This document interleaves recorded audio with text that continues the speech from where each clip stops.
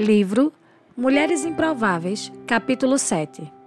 Aperfeiçoadas no silêncio. Tempo de calar e tempo de falar.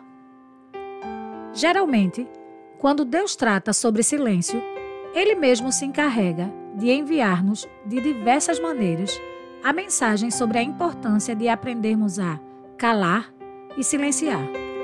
Isso diz respeito tanto às circunstâncias quanto a propósitos, direções e promessas dele para nós. As nossas palavras definem a nossa maturidade ou revelam a falta dela. As palavras têm um poder incrível. Quanto mais maduras, mais sábias serão. Quanto mais paciência, mais maturidade haverá. Quanto mais maturidade, mais as nossas palavras serão instrumentos de cura. Quem sabe, assim como eu, você já teve o hábito de compartilhar tesouros em momentos e com pessoas com as quais não deveria fazê-lo.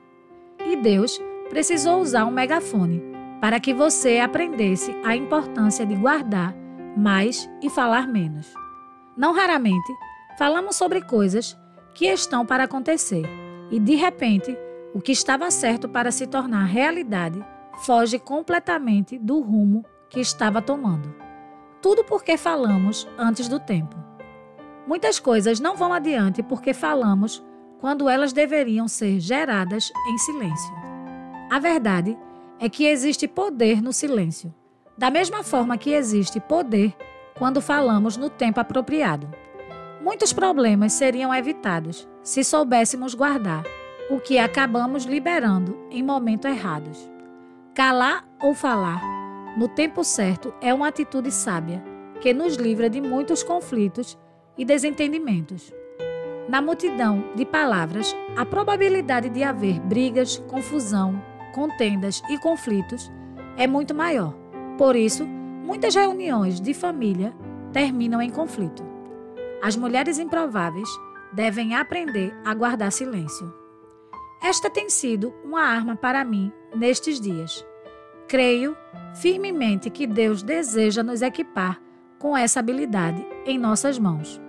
Em situações específicas, percebi que o Senhor tem me conduzido a ficar calada, principalmente em momentos nos quais eu certamente verbalizaria os meus pensamentos e opiniões. Se por acaso os meus impulsos são mais fortes que a direção do Pai, fico triste por colher os frutos amargos de falar quando deveria me calar. Os que costumam ter uma opinião franca sabem que é difícil calar nos momentos em que queremos expressar a nossa opinião, mas sabem também quanto sofremos por falar no momento ou da maneira inadequadas. Foi por situações assim que Deus começou a me conduzir ao silêncio, em muitas rodas de conversa e em diversas situações. Entenda que estar em silêncio não é estar emburrada. Estar em silêncio é um convite para que a sabedoria seja a sua mestra, no sim e no não. As mulheres improváveis deverão aprender a guardar silêncio. Silenciar não significa calar para tudo. Não significa que vamos calar ou sofrer caladas por todas as injustiças, pois existe um equilíbrio necessário, que é o caminho seguro a ser percorrido. Por isso, é bom lembrar o que nos diz o pregador: tempo de calar e tempo de falar. Eclesiastes 3:7. De fato, existe o tempo de calar e silenciar. A palavra dita no tempo certo é como maçãs de ouro em bandejas de prata. Como maçãs de ouro em bandejas de prata, assim é a palavra dita a seu tempo. Provérbios 25:11. Além de belas, como maçãs de ouro e bandeja de prata, as palavras ditas no devido tempo impressionam os ouvintes e estabelecem equilíbrio e graça quando são expressas. Por isso, é preciso que a mulher de Deus esteja ajustada com o tempo do Pai, com o tempo e o modo de Deus. Quem aprende a proferir palavras no tempo apropriado, desarma a ira e evita guerras. Tudo por discernir que há tempo de falar e tempo de calar. O poder do silêncio é imensurável. E uma das coisas que o silêncio nos confere é a autoridade. Pessoas que falam demais costumam cair em descrédito, mas aquelas que falam pouco despertam a nossa atenção quando decidem falar. A maturidade vem do ouvir e é resultado do calar, do aprender e do observar. Falar na hora certa confere autoridade, mas também a oportunidade de aprender mais, porque quanto menos falamos, mais aprendemos, uma vez que ouvimos mais. A maturidade vem do ouvir e é o resultado do calar, do aprender e do observar. Não nos esqueçamos de que a fé vem pelo ouvir a palavra. Quando aprendemos a calar para ouvir, aprendemos mais, crescemos mais, ficamos mais maduras. O silêncio abençoa os nossos relacionamentos, porque aprendemos a falar na medida e no momento exatos. Assim, nós nos relacionamos de forma mais saudável, mais ativa e menos reativa. Em outras palavras, não no calor das emoções. Sempre há elementos que nos causam irritação em um relacionamento. Nesse sentido, não é incomum reagir ou dizer algo diante do que nos causa irritação. Quando não conhecemos o poder do silêncio, certamente vamos reagir e nos expressar verbalmente quando deveríamos calar. No entanto, se dominarmos essa importante disciplina espiritual, encontramos a paz necessária para não reagir de modo inapropriado, para pensar nas respostas adequadas e não responder às afrontas verbais que recebemos. Deus está levantando uma geração de mulheres que são ativas, não reativas. As mulheres ativas no chamado de Deus ou naquilo que Ele confiou em suas mãos são mulheres que irão redimir aqueles por quem elas mesmas foram feridas. Precisamos ser essa geração improvável que cura e redime os que nos ferem.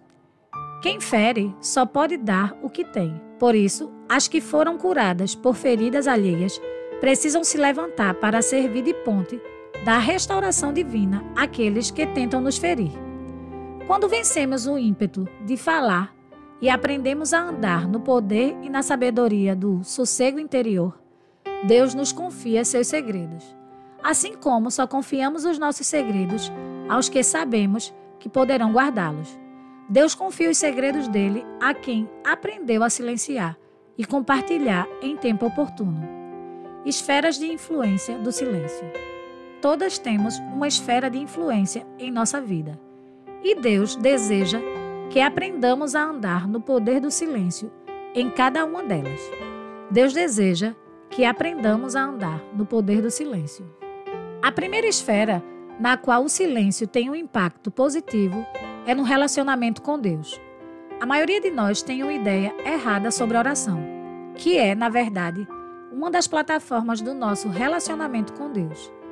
A ideia errada se materializa quando fazemos das nossas orações verdadeiros monólogos.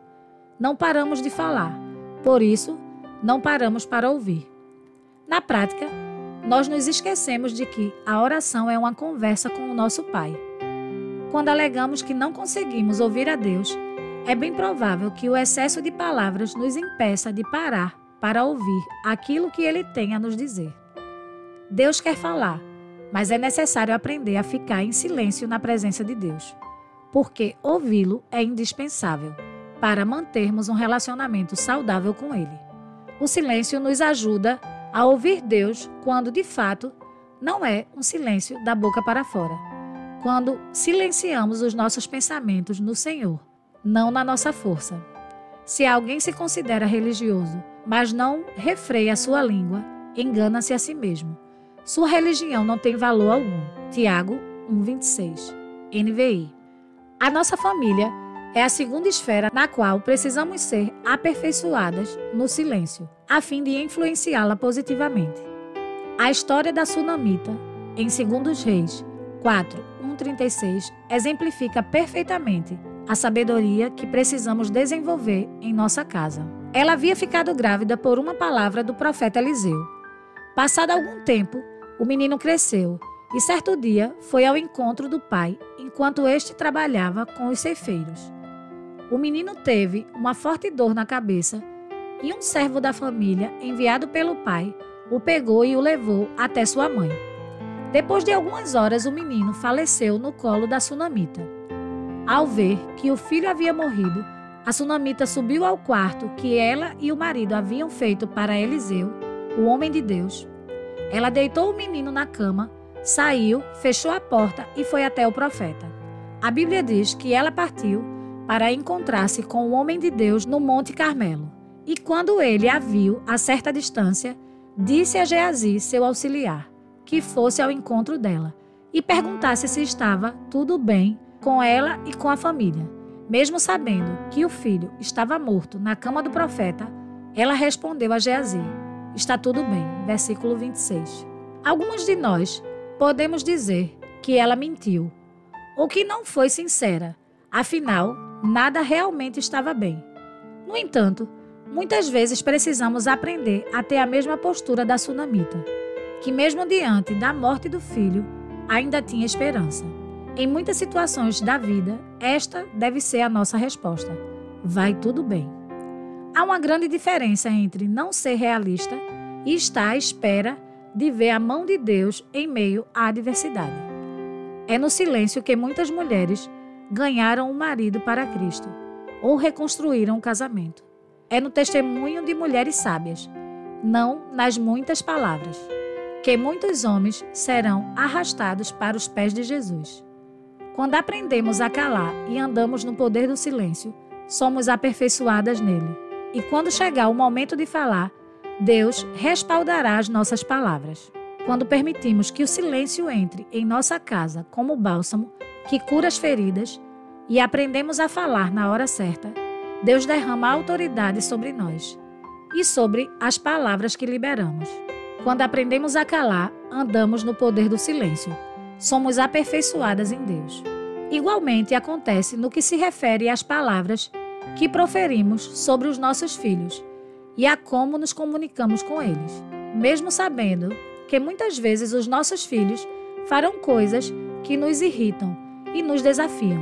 Precisamos ponderar as palavras, principalmente quando a ira aparece. Quando vocês ficarem irados, não pequem. Ao deitar-se, reflitam nisso e aquietem-se. Salmos 4:4, NVI.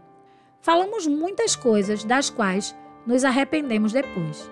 E isso porque falamos sobre a tirania da ira. Quantas de nós sofremos pelo efeito de palavras que os nossos pais proferiram quando estavam irritados? Não podemos perpetuar a dor por meio das palavras. O silêncio nos livrará de pecarmos quando a ira rondar o nosso coração. Quando a ira chegar, não responda sob sua influência. Pare, pense, fique em silêncio. Fale quando ela for embora, pois sempre que agimos motivados pela ira, causamos dor e ferimos os demais. Os mesmos critérios também são válidos quando nos referimos à família estendida e à família do nosso cônjuge, pois nos livram de desonrarmos ou entristecermos os nossos familiares. A terceira esfera de influência do poder do silêncio se nota no relacionamento com os nossos amigos. É aqui que devemos ser discretas e confiáveis. Acredito que Deus tem levantado neste tempo mulheres que são consertadoras de redes. Trata-se de mulheres que aprenderam a falar no tempo apropriado e oportuno. Mulheres que saram com suas palavras, com o seu modo de falar. Deus tem levantado mulheres que saram com suas palavras. Pessoas que não guardam segredos e que expõem os amigos não terão amizades duradouras. Assim como aquelas que não aprenderam a controlar a língua delatam a confidência. Na contramão, o silêncio nos torna confiáveis e nos habilita como boas conselheiras, pois quando falamos menos, observamos mais e estamos mais habilitadas a oferecer ajuda.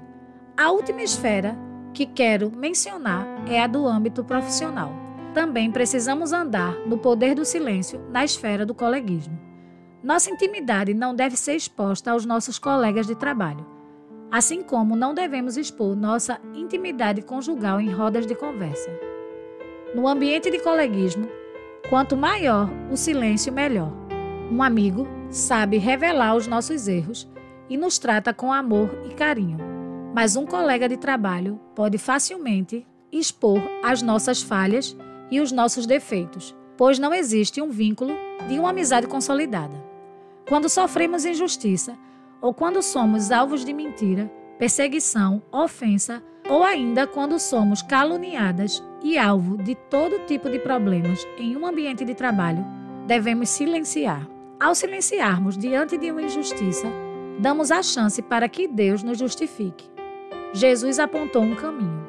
Depois de mandá-las para casa, Jesus subiu sozinho ao monte, a fim de orar. Quando anoiteceu, ele ainda estava ali sozinho. Mateus 14, 23.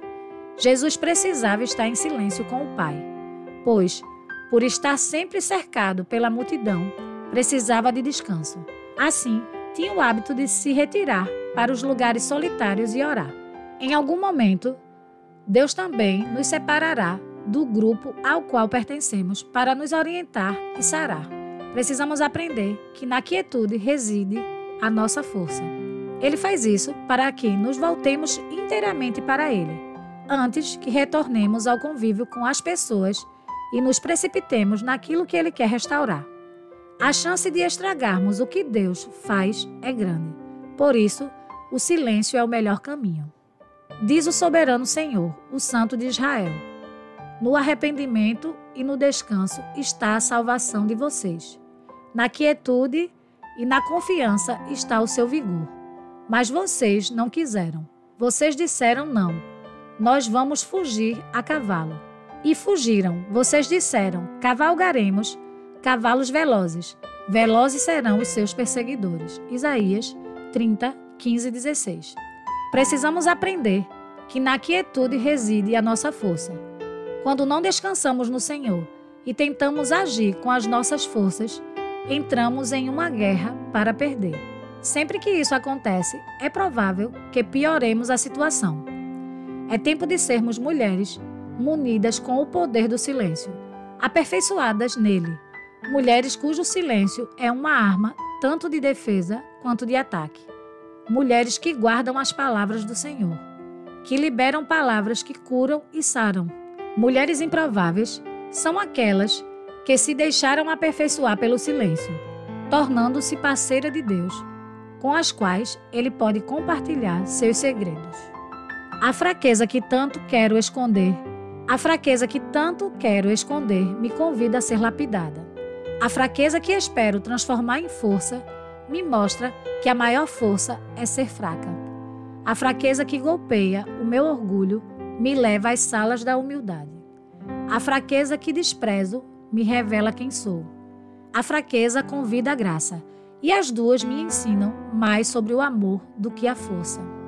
A força perde a força, e a fraqueza ganha um lugar especial no jardim da maturidade de quem se recusa a ser uma fraude e optou por ser uma verdade. A fraqueza arranca a máscara, já a graça nos segura no colo. A fraqueza não é o fim, é o começo. A fraqueza e a graça são amigas. Precisamos caminhar com elas. A força corta, mas a fraqueza poda. O orgulho corta, mas a humildade poda.